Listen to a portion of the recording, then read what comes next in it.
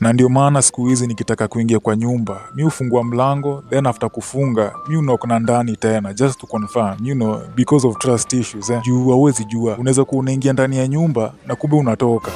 That's very traumatic, but at least uko aware na unachukua steps to heal your inner child. Yeah, for sure. Anyway, naona time imeisha. See, if there's nothing else, you can check out with my assistant hapo nje. Atakupatia payment details na pia schedule ya next time. Sawa, but hapo kwa payment acha nitakulipa yote next session please. Juu sahi kuna venye. Sikia huyu chizi.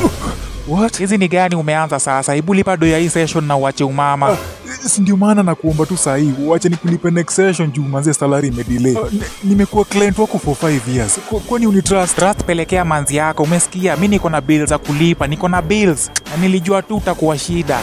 Hii yote imetoka wapi? Mimi yenyewe wapi? Na hiyo sura yako inakaa karatasi imekunjwa. Kwani wewe unalambanga ndimu kabla ukuje session?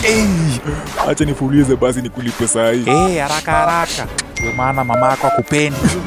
Usiwahi rudi hapa kwa hii session bila pesa. Utaenda ulilie chifu wa kwenu na huko. Umesikia? Hapa hakunanga vitu za bure.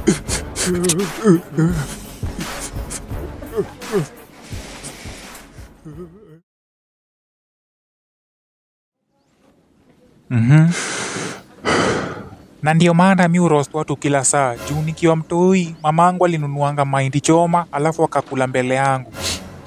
That's very dramatic, but at least you're aware and you're taking steps to change and heal your inner child. You're going to be better. Si utalipa assistant wangu hapo nje. Juu time inaisha na hata mimi niko na kasesho nafaa kuenda.